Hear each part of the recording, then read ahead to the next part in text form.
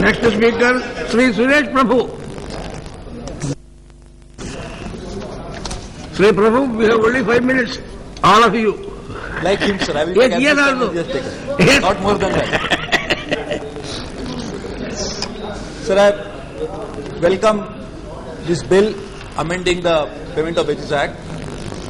While doing that, I would request the minister to look at the issue in a little broader way.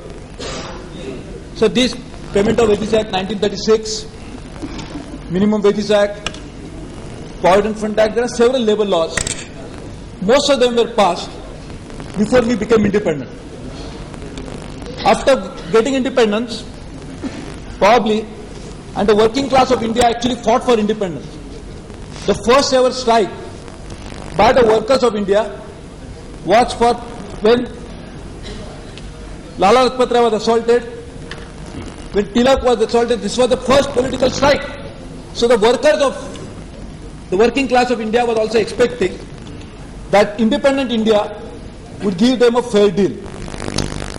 Rather than that, what we are really bringing in is a piecemeal amendment to the law, just increasing and enhancing the ceiling. So we are not actually substantially changing anything that is mentioned during the British time. So my first request would be, sir, to look at all these issues in a very comprehensive way, and rather than bringing these piecemeal changes, why not the Labour Minister bring about a comprehensive labour law incorporating all this present legislation, looking at it afresh, giving it a modern look, and actually ensuring that we address the concerns of modern working class. And that is what I think my first request to the minister is. Secondly, which my many other friends have pointed out, that the last amendment was in 1982, when the Payment of Wages Act was applicable to those workmen who are drawing 1600 rupees. So now the present minimum wage is almost the same. So what actually we are really trying to do now is trying to say that those who are covered by the Minimum Wage Act is actually now they will be covered by enhancing the ceiling. While we do this, so this bill was introduced first in Rajya Sabha 3 years back. That time also what was the ceiling? The ceiling was 6,500 rupees. It was introduced in Rajya Sabha on 11th of May, 16th of May 2002.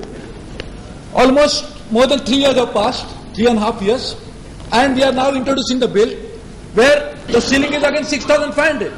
So if at all we were thinking that this bill is introduced primarily because we realize that those employees which are covered by the earlier, by the present legislation, they will not be able to get the benefit of Payment of Wages Act. And therefore, I would request the minister to look at it. In the last 3 years, you mean to say that there is no inflation? You mean to say that since the bill was last introduced in Rajya Sabha, the wage level has not gone up?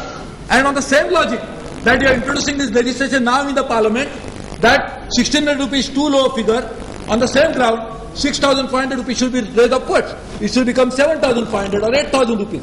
So therefore, I would also request the minister to look into that. So the third point, which my friend Shailendra Kumar just pointed out, that there are penalties which have also been raised for violation of the provisions of that.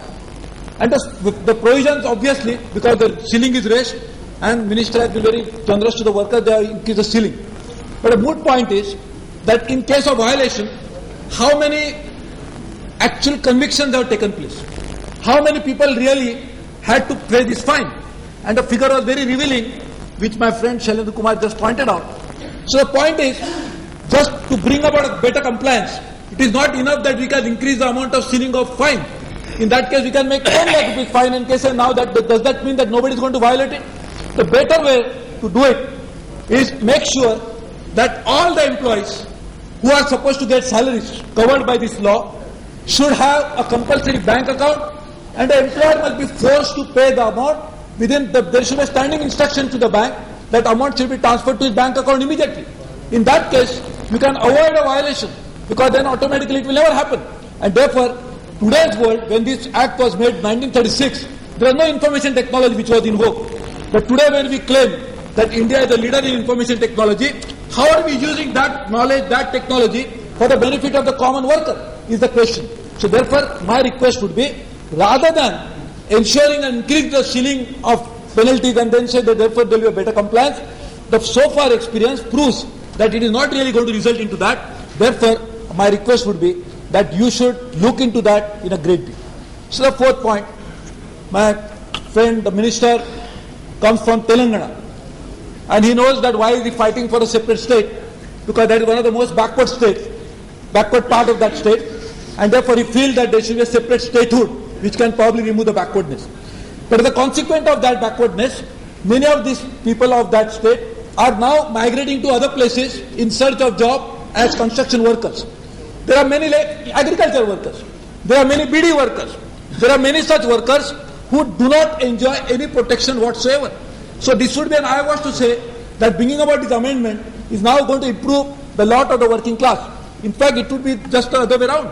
And in fact, if you are really serious to do that, my request would be, use now this due knowledge that I just mentioned.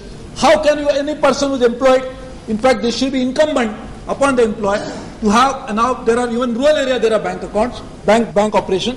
Yes. So if you make sure in this manner, so this will ensure that large number of wrongdoings that happen can be avoided only when we bring about this transparent system of accounting, and by which we will be able to ensure that a worker will get his salary directly in bank account and he will be forced to pay that. And sir, we are going to have now, very soon, we will be discussing, hopefully that's what we hear from the newspaper report, that the new Employment Guarantee Act, a guarantee bill, which is going to be introduced before this house. No question. No, there is no time. You need not answer. You Yes. complete your speech. No, any objection? No, you need not answer. You complete your speech. Otherwise, I will call the other speaker. Prabhu. Sir, we are going to have, Yes? so we are going to have the Employment Guarantee Bill, which is going to be debated by this very house in the next week, hopefully. Sir, when we are going to bring this bill, I am just saying that one of the major objection against an operationalization of a very good, well-meaning scheme like this is that the wages are always inflated. People who claim the wages have been paid, and there are many instances, including my home state of Maharashtra. So my question and my request to the minister, the labour minister, whose essentially job is to protect the interest of the labour, is not to bring about legislation, because that is what we get a satisfaction of saying, that in the world, our legislation is probably better than many other parts of the world. But does that mean that conditions of the labour is better than the rest of the world? If you really want to bring that about, my request would be, look at operational issues rather than legal issues.